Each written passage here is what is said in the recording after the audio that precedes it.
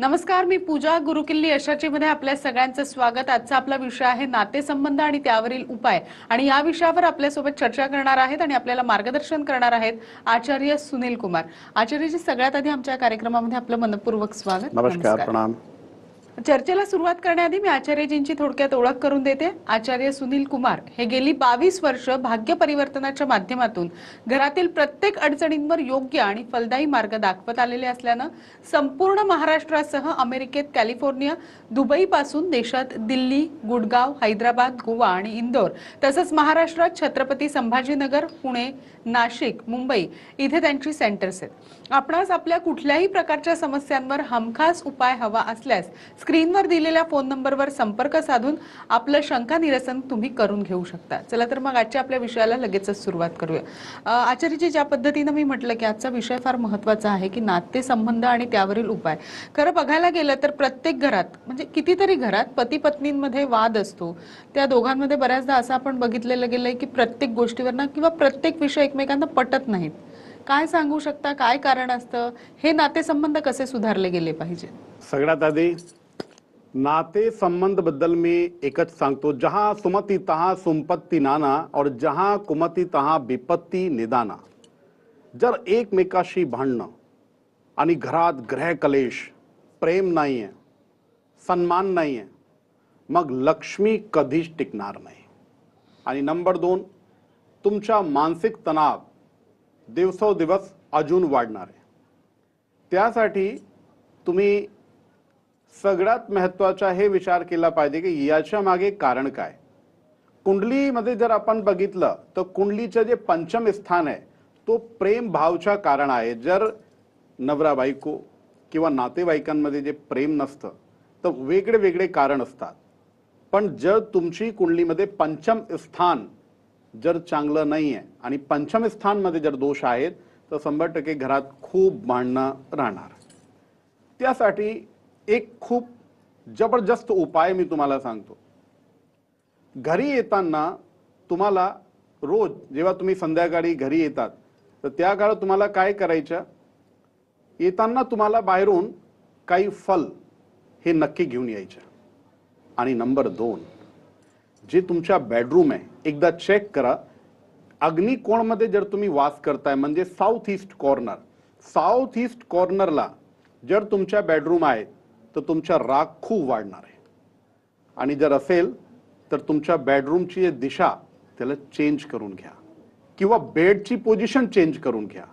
आणि नंबर 2, जर तुमच्या नैऋत्य कोणमध्ये तुमच्या बेडरूम आहे, सगळं काही बरोबर आहे, तुम्ही सगळं पाहिलं की हां बाबा आपल्या वास्तूनुसार सगळं काही, तरी आपले भांडणं सुरू आहे, तेव्हा काय करायचं आपल्याला, तर त्या कंडिशनमध्ये तुम्ही काय करा, गुलाबचं फूल आणि चमेलीचं फूल हे दोन्ही फूल एकत्र करून एक भांड्यामध्ये पाण्यात ठेवा तुम्ही। असं जर तुम्ही केलं ना आणि रोज ते पाणी बदला आणि फूल ठेवा, तुम्ही जास्त आणि 40 दिवस तुम्ही करून बघा, स्वतः तुमचा राग एकदम नियंत्रणात होऊन जाईल आणि तुमचे भांडणं हळूहळू एकदम कमी होणार आणि नंतर एकदम होणारच नाही।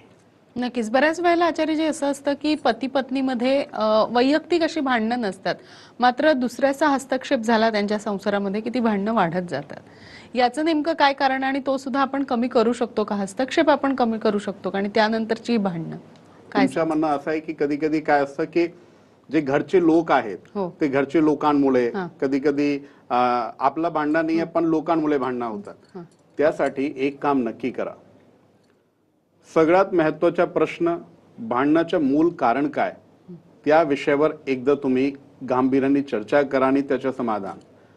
आणि जर तुमचे जे घरातले लोक आहेत, जे कुटुंबातील जे लोक राहतात तुमच्यासोबत, जर त्यांच्यामुळे तुमच्यामध्ये भांडणं सुरू आहे तर काय करायचं, एक तुम्ही जेवढे सदस्य आहेत ना ते सगळ्या सदस्यांची एक फोटो घ्या आणि हसताना त्यांची एक फोटो तुम्ही तुमच्या घरी लावा।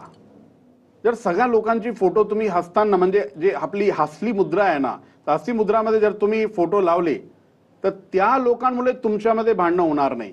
म्हणजे खूप काही दिवस नंतर तुम्हाला स्वतः हा फील होणार की ज्या लोकांमुळे आपला भांडणं होत असताना आता ते लोक पण आपल्याला प्रेम देत आहे, हा तुम्हाला लवकर कळणार। तर तुम्ही त्यांची एक फोटो म्हणजे त्याला आपण म्हणतात फॅमिली फोटो, ते फॅमिली फोटो तुम्ही एकदम हस्ती मुद्रामध्ये तुम्ही लावा. मला वाटतं प्रेक्षकांचे प्रश्न सुद्धा आपल्याला यायला सुरुवात झालेली आहे. सर्जेराव पाटील बोलतायत पुण्याहून. बोला, प्रश्न विचारा. सर, माझा मुलगा एक दारू जास्त पितो. हं. हो, नाव काय मुलाचं नाव काय बेटा? राहुल सर्जेराव पाटील. अच्छा, त्याची एकदा जन्म तारीख सांगा मला तुम्ही. जन्मतारीख 26/12. हा 25 ऍडमिट केली, 26/12. हा 86. आणि जन्म वेळ माहिती आहे का तुम्हाला? रात्री 1:20. अच्छा, ठीक आहे, खूप छान खूप छान. आणि जन्म ठिकाण बेटा? Pune Sassoon hospital. ठीक आहे. सगळ्यात मोठा विषय हा आहे की हे जर आपण थोडासा मागे गेलो आणि जर तुम्ही त्याच्याबद्दल तुम्ही जर पाहिला ना, तो तुमचा खूप ऐकत होतो, पण आता तो घरचे लोकांचे एकदम ऐकत नाही आणि बाहेरची मंडळीचा खूप नाद लागलेला आहे. आणि नंबर 2, जे सगळ्यात महत्त्वाचा जे प्रश्न आहेत ना बेटा, त्याला तिची जे बायको आहे ना, तिचा कष्ट खूप जास्त आहे. मला एक सांगा तुम्ही, हे दोघांमध्ये पण भांडणं आहे का? म्हणजे या दोघांचे म्हणजे नवरा बायकोचे पण भांडणं खूप आहे का आता? नाही, ती किती 8-10 दिवसच राहिली ती, पण ती आलीच नाही त्यावर. अच्छा, म्हणजे ती गेली एकदा आणि ती परत आली नाही. नाही आली. हा म्हणजे वाद सुरू आहे ना बेटा, म्हणजे वाद सुरू आहे ना, तर त्याच्यामुळे तो जास्त प्रॉब्लेम मध्ये आहे. म्हणजे त्याला टेन्शन जास्त आहे, म्हणून त्याला काही सुचत नाही आणि तो बाहेरच्या लोकांचं जास्त ऐकतो आणि बाहेरची जे मंडळी आहे ना, म्हणजे मित्र मंडळी, त्यांचा नाद खूप लागलेला आहे. ठीक आहे, तुम्हाला एक उपाय सांगतो, ते उपाय करून घ्या बेटा. ठीक आहे, उपाय नीट ऐका तुम्ही.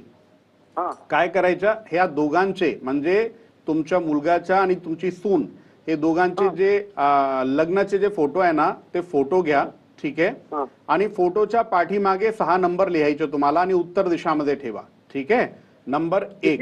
आणि नंबर 2 काय करायचा, ते मुलगा दारू खूप पितो, म्हणून एकदा जर तुमच्या जवळ कोणताही भैरवनाथचं मंदिर असेल ना, ते भैरवनाथच्या मंदिरमध्ये जाऊन रविवारी किंवा अमावस्येला रविवारी जास्त प्रभाव तुम्हाला पडणार आहे, तर रविवारी किंवा अमावस्येला 21 निंबूची माला तुम्ही स्वतः तुमच्या हाताने बनवून घ्या आणि आपला भैरवनाथच्या मंदिरमध्ये जाऊन ते तुम्हाला माल घालायचा आहे. ठीक आहे, हा उपाय 5 अमावस्या आणि 11 रविवार हे तुम्ही करा. याची दारू पण सुटणार आणि तुमची सून ती पण परत घरी येणार आणि तुम्ही एकदम टेन्शन घ्यायचं नाही. नक्कीच, ज्या पद्धतीने आता तुम्ही त्यांना सुद्धा उपाय सांगितला तसंच बऱ्याचदा असं होतं. खरं तर आज नातेसंबंधावर आपण बोलतोय, तर पती पत्नीमध्ये झालं, मात्र बऱ्याच प्रेमी युगलांमध्ये सुद्धा भांडणं होतात आणि ती भांडणं इतकी टोकाला पोहोचतात, कॉल ब्लॉक केले जातात, संबंध सगळे तोडले जातात आणि मग त्या गोष्टी पुढपर्यंत जात नाही. यावर सुद्धा काही उपाय आहे का आपल्याकडे? हो, आणि याचे खूप वाईट परिणाम पण भेटत आहे. म्हणजे खूप काही लोक स्वतःला टॉर्चर करतायत, ते एकदम बरोबर नाहीये. म्हणजे एकदा जर वेळ निघून गेली ना, तुमची प्रॉब्लेम पण सॉल्व्ह होऊन जाणार. फक्त पेशन्स ठेवायचा. तुम्ही काय करा, सगळ्यात महत्वाचं आहे की तुम्ही जेव्हा भेटताय, प्रेमी असू द्या प्रेमिका असू द्या, तुम्ही भेटताय तर जर तुमचा टेम्पर हाई आहे तर तुम्ही जास्त डार्क कपडे घालू नका. म्हणजे red colour, black colour, blue colour, म्हणजे ह्यासारखे कपडे तुम्हाला घालायचे नाही. लाईट कलर घाला. आणि नंबर 2, जर तुम्हाला प्रेम बाळवायच्या संबंधामध्ये तर तुम्ही पिंक कलरचा जास्त आणि जास्त वापर करा. पिंक कलरचा जर तुम्ही वापर केला तर तुमचं जे टेम्पर आहे ते स्वतः रिलीज होऊन जाणार आहे. आणि नंबर 2, तुम्ही दोन्हीही जण जेव्हा भेटताय तर भेटताना एक लक्ष ठेवायचं, तुम्हाला शुक्रवारी जास्त आणि जास्त भेटायचं. शुक्रवारी जर तुम्ही भेटले तर तुमच्यामध्ये वाद निर्माण होणार नाही. आणि जे आपण कॉल ब्लॉक करताय आणि किंवा अजून खूप काही म्हणजे असं प्रयत्न करताय जे समोरच्या माणसं त्याला टॉर्चर करण्यासाठी, ते करायचं नाही. एक तुम्ही समजून घ्या, आपण जर कुणाला ब्लॉक करताय ना, 100% त्यांच्या कॅरियरमध्ये, त्यांची लाईफमध्ये खूप काही प्रॉब्लेम त्यामुळे येतात. म्हणून असं कधी करायचं नाही. फक्त जे प्रॉब्लेम आहे त्या प्रॉब्लेमचं समाधान करून ते पुढे जायचे आपल्याला. नक्कीच. ज्या पद्धतीने तुम्ही सांगितलं, की जर असं होत असेल तर नेमके त्याच्यावर काय उपाय करायचे किंवा कोणत्या रंगाचा ड्रेस जास्तीत जास्त घालायचा. त्याचप्रमाणे बऱ्याचदा असं होतं, की प्रेमयुगलांमध्ये, की लग्नापर्यंत विषय जात नाहीत. ते तिथेच संपवले जातात विषय भांडणं झाल्यानंतर. मग एक म्हणतं, की मला लग्न करायचं आणि दुसरं म्हणतं, की मला लग्न नाही करायचंय. यावर सुद्धा काही उपाय आहेत का? आणि असं का होतं खरं तर? याचं उत्तर मिळालं पाहिजे हो आपल्याला. आहे 100%. जर एकाला वाटतं की नाही मला लग्न नाही करायचं आणि तुमची इच्छा आहे की नाही लग्न तिकडेच झाला पाहिजे, तर त्यासाठी तुम्ही उपाय करू शकतात. बघा, मी तुम्हाला एकच सांगतो, उपायामध्ये खूप शक्ती राहते. आपण जर कधी पाहिला की छोटे छोटे घरगुतीचे उपाय आपण जेव्हा आपल्याला त्रास होता, आपण आजारी पडतो ना, तेव्हा पण केले तर आपल्याला लगेच त्याचा फायदा होतो. तसंच तुम्ही जर ज्योतिषीय उपाय केले ना, तर तुमची प्रॉब्लेम 100% सॉल्व्ह होऊन जाणार आहे. तर तुम्हाला काय करायचं, तुम्ही 16 सोमवार महादेवच्या मंदिरमध्ये जाऊन संध्याकाळी तुम्हाला एक दिवा लावायचा. फक्त दिवा गायच्या तुपाचा आणि त्याच्यासोबत भीमसेन कपूर हे दोन्ही मिश्रित करून तुम्ही दीप जळवा. हे 16 सोमवार करा. हा उपाय तुम्हाला तुम्हाला ज्या व्यक्तीशी लग्न करायचं तर त्याच्यामध्ये तुम्हाला खूप फायदा होणार. ते उपाय 16 सोमवारीपर्यंत आणि एकच महादेव मंदिरमध्ये करा. म्हणजे मंदिर वेगळे वेगळे नको, एकच मंदिरमध्ये तुम्ही 16 सोमवारपर्यंत करा. 100% तुमचं काम होणार. नक्कीच. मला वाटतं नातेसंबंध आणि त्यावरील उपाय यावर आपण अजून बोलायचं आहे आचार्यजी. मात्र एका छोट्याशा विश्रांतीची वेळ झाली आहे. लगेचच भेटूया. तुम्ही मात्र कुठेही जाऊ नका. पाहत रहा TV9 मराठी.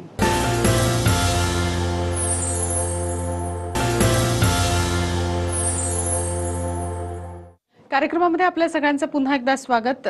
ज्या पद्धतीने आज आपण बोलतोय की नातेसंबंध आणि त्यावरील उपाय, मला वाटतं प्रेक्षकांचा अजून एक प्रश्न येतोय. गायत्री बोलतायत तुळजापूरहून. गायत्री बोला, प्रश्न विचारा. हा हॅलो. बोला.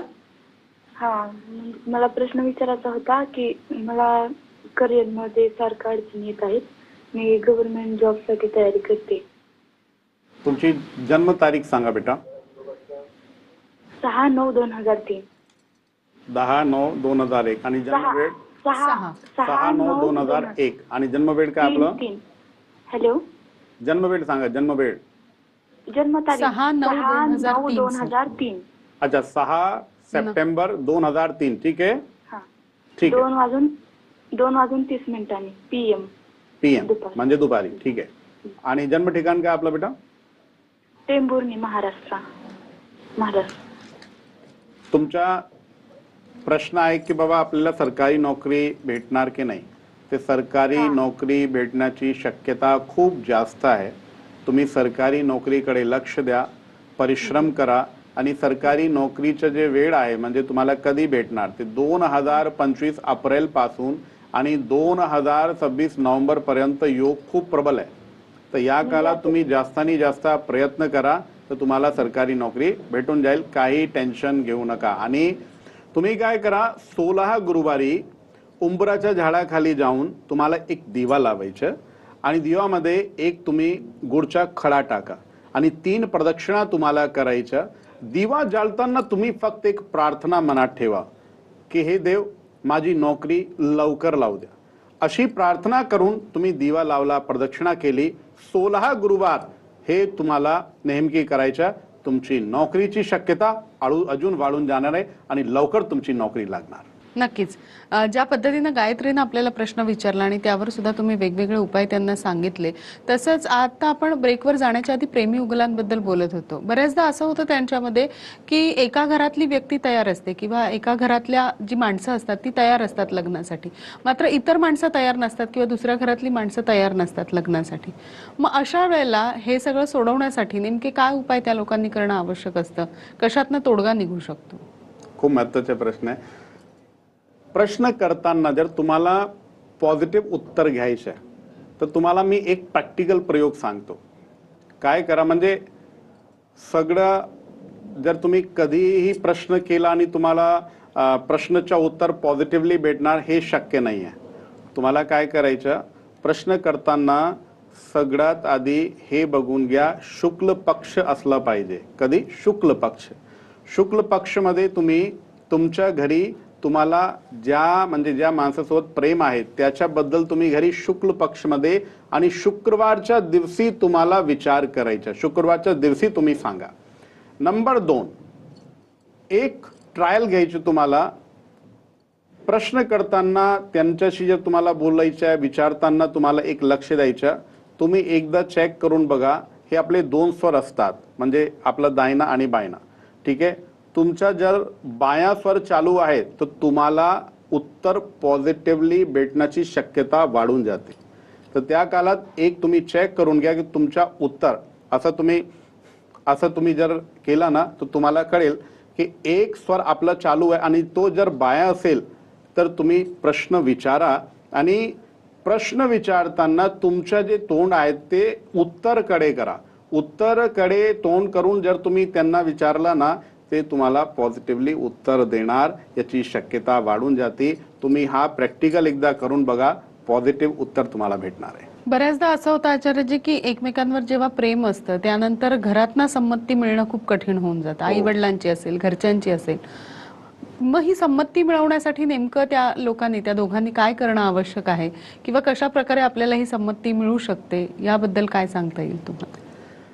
त्याच्यासाठी तुम्ही एक काम करू शकता. तुम्ही शुक्रवारच्या दिवशी जे मी तुम्हाला सांगितलं की कुंडलीच्या माध्यमातून जर पाहिलं ना, पंचम स्थान याकडे लक्ष द्यायचं. पंचम स्थानमध्ये जर कुंडलीमध्ये प्रॉब्लेम आहे त्याचं समाधान तुम्ही करू शकतात. नंबर 2, शुक्रवारी तुम्ही घरचे लोकांशी बोला, तुम्ही तर पॉझिटिव्ह उत्तर भेटतं तुम्हाला. आणि नंबर 3 जे खूप महत्त्वाचं आहे, जे आपलं घरच्या वायव्य कोण म्हणजे नॉर्थ वेस्ट कॉर्नर किंवा साऊथ वेस्ट कॉर्नर, हे दोन्ही दिशामध्ये कधीही तुम्ही याबद्दल विचार करू नका. तुम्हाला प्रश्न करताना उत्तरकडे तोंड केलं पाहिजे. आणि नंबर 2, जर तुम्ही ईशान्य कोणमध्ये, ईशान्य नॉर्थ ईस्ट कॉर्नरला जर तुम्ही त्यांना विचारला, त्यांना सांगितलं की बाबा आपलं असं असं आहे, आपल्याला लग्न करायचं, तर तुम्हाला पॉझिटिव्ह उत्तर भेटण्याची शक्यता वाढून जाते. घरचे लोक कधी तुम्हाला असं म्हणत नाही, ते ठीक आहे त्याच्याबद्दल तुम्हाला विचारतील, पण त्यांच्या मनात कधी त्यांच्याबद्दल काही भ्रम संशय पैदा होत नाही. म्हणून तुम्ही ईशान्य कोणमध्ये विचार करा त्यांच्याशी आणि त्यांच्याशी ईशान्य कोणमध्ये बोलायचं. नक्कीच. आज खरं तर आपण आचार्यजी नातेसंबंधावर बोलतोय, तर मला त्यालाच लागून एक प्रश्न विचारायचा आहे. बऱ्याचदा ज्या दोघांमध्ये वाद असतो त्या भांडणाचा त्या दोघांवर तर परिणाम होतोच, मात्र त्याचबरोबर घरातल्या इतरांवर सुद्धा त्याचा परिणाम होताना आपल्याला दिसून येतो. जसं की नवरा बायकोमध्ये जर का भांडण असेल तर त्याचा परिणाम मुलांवर किंवा राहणाऱ्या इतर लोकांवर सुद्धा होतो. तर हा होऊ द्यायचा नसेल तर नेमकं त्या दोघांनी काय करावं किंवा घरच्यांनी काय करावं, काय सांगाल? सगळ्यात महत्त्वाचं, जर परिणाम पूर्ण घरात आहेत तुमच्या भांडणाचे, तर तुम्ही आपल्या घरात साऊथ ईस्ट म्हणजे अग्निकोणमध्ये भीमसेन कपूर तुम्हाला जळवायचं. आणि जर त्यांना पण राग येत असेल, म्हणजे तुम्ही भांडले आणि त्यांना पण राग येतो, त्यांच्यावर परिणाम होतोय, तर तुम्ही काय करा, एक तेजपत्ता घ्या, तेजपत्तावर तुम्ही भीमसेन कपूर जळवा अग्निकोणमध्ये. आणि जर तुमचे भांडणं चालू आहे सतत आणि तुम्ही जर बेडरूममध्ये गेले आणि तुम्ही तिकडे भांडताय, तर तिकडे हा तुम्हाला करायचा उपाय म्हणजे एक तेजपत्ता घ्या, त्याच्यावर भीमसेन कपूर ठेवा, ते तुम्ही जाळून घ्या. हा उपाय 6 महिना म्हणजे 40 दिवस कंटिन्युअसली करायचे तुम्हाला, त्याचे परिणाम तुम्हाला स्वतः भेटणार. नक्कीच. बऱ्याचदा असं होतं की घरात झालेल्या वादाचा जो परिणाम असतो तो बराच लांबपर्यंत टिकून राहतो आणि मग त्याचे वेगवेगळे परिणाम, म्हणजे भांडण तर झालेलीच असतात, मात्र त्याचे वेगवेगळे परिणाम अगदी घरावर किंवा घरातल्या इतर लोकांवर सुद्धा दिसायला सुरुवात होतं. आणि मग आपल्याला वाटतं की त्या भांडणाचा तर हा परिणाम नसेल का. नंतर जाऊन प्रायश्चित्त होण्यापेक्षा सुरुवातीलाच त्यासाठी काय करणं आवश्यक आहे? भांडणावर किंवा रागावर नियंत्रण मिळवण्यासाठी काय करावं एखाद्या पत्नीने, पतीने किंवा मुलांनी, काय सांगा? खूप महत्त्वाचा प्रश्न तुम्ही विचारला, तुमचा खूप खूप धन्यवाद. पण मी तुम्हाला एक सांगतो, आज मी तुम्हाला एक असा तोडगा सांगतो. जर तुम्हाला नियंत्रण नाही आहे, ठीक आहे, आता मी तुम्हाला सांगितलं, तुम्हाला उपाय सांगतो, सगळं काही तुम्ही करताय, पण वेळ आली की लगेच तुम्हाला राग येतो आणि तुमचं नियंत्रण नाही आहे तुमच्या रागावर, एक सॉलिड उपाय करा. तुम्हाला सांगतो, घरचे जेवढे लोक आहेत ना, तुम्ही काय करा, केसर घ्या, ठीक आहे, आणि केसर हा आपला शुक्र पर्वत, याला पण शुक्र पर्वत म्हणतात, ठीक आहे. तर इथं तुम्हाला केसर घिसायचं तुम्हाला, ठीक आहे. असं केसर घिसून तुम्हाला जे आपला जिव्हाच्या ह्या अग्रभागवर तुम्ही हे लावा, ठीक आहे. 40 दिवस रोज लावायचं तुम्हाला. आणि जितके लोक आहेत, ज्या ज्या लोकांना राग येतोय, तुमचे भांडणे सुरू आहेत, ते तुम्ही सगळे लोक करा. तुमच्या घरात जे माहोल आणि जे परिस्थिती आलेली आहे त्याच्यामध्ये लवकर तुम्हाला परिवर्तन भेटणार आहे. नक्कीच. बऱ्याचदा असं होतं की पती पत्नीमध्ये वाद झाल्यानंतर मुलांच्या अभ्यासावर वगैरे सुद्धा त्याचा परिणाम होताना दिसून येतो, किंवा अगदी म्हातारी वयस्कर माणसं जर का आपल्या घरात असतील तर त्यांच्या तब्येतीवर सुद्धा त्याचा स्ट्रेस येतो. पती पत्नीच्या वादाचा घरातल्या वयोवृद्धांवर स्ट्रेस येतो आणि मग या सगळ्याचा परिणाम त्यांच्या शरीरावर सुद्धा झालेला आपल्याला दिसून येतो. मुलांच्या अभ्यासावर मुलांचा ताण वाढतो. मग अशा वेळेला त्या पती पत्नींनी आणि मुलांनी किंवा वयोवृद्धांनी काय करावं? सगळ्यात महत्वाचा हा लक्ष द्यायचं की तुमची जे प्रकृती आहे त्याच्यावर परिणाम होऊ नये. तर तुम्ही हा एक टेम्पररी प्रॉब्लेम आहे, म्हणजे हा काही एक अशी प्रॉब्लेम नाही आहे की ते तुम्हाला 10 वर्ष चालणार आहे की तुम्हाला 15 वर्ष चालणार आहे. तर तुम्हाला जर यासारखा माहोल घरी आलेला आहे ना, तुम्ही ते पाहून तुम्ही काही टेन्शनमध्ये येऊ नका. तुम्हाला फक्त एकच काम, जे घरचे आपले जे म्हातारे माणसं जे आहेत, जे बुजुर्ग आहेत ना, त्यांना एकच काम करायचं. काय? अमावस्याला एक नारळ घ्या आणि अमावस्याच्या दिवशी एक नारळ घेऊन त्याच्यावर खडी साखर ठेवा आणि दक्षिणकडे तुम्हाला तोंड करायचं आणि तुमच्या पितरांचं नाव घ्या. पितरांना नमस्कार करा. कसं काय? पितरांचा खूप मोठा रोल आहे तुमच्या घरी. जे लोक भांडताय, सतत भांडताय आणि तुम्ही त्यांना थांबायचा प्रयत्न करता तरी ते थांबत नाही, तर तुम्ही त्यांच्या चरणी एक प्रार्थना ठेवा की आमच्या घरी हे पितरदेव तुम्ही शांतता कसं तरी होऊ द्या, अशी प्रार्थना करून आणि हा जे नारळ ते तुम्हाला पिंपलाच्या झाडाखाली ठेवायचा. तर घराचा जे माहोल एकदम शांत होऊन जाईल. नक्कीच. आचार्यजी, आज तुम्ही इथे आलात आणि नातेसंबंध आणि त्यावरील उपाय किंवा नातेसंबंध नेमके कसे टिकून ठेवावेत याबद्दलचे खूप छान उपाय तुम्ही आमच्या प्रेक्षकांना सांगितले. त्याबद्दल आपले मनपूर्वक आभार. नमस्कार. खूप खूप धन्यवाद आणि सगळ्यांना खूप खूप आशीर्वाद. ओम स्वस्ति न इंद्रपदश्रवाः स्वस्ति नः पूषा विश्ववेदाः स्वस्ति नस्तार्क्ष्यरिष्टनेमिः स्वस्ति नो बृहस्पतिर्दधातु दीर्घमायुः. खूप खूप आशीर्वाद. या कार्यक्रमामध्ये आज आपण इथेच थांबतोय. तुम्ही मात्र कुठेही जाऊ नका. पाहत रहा TV9 मराठी.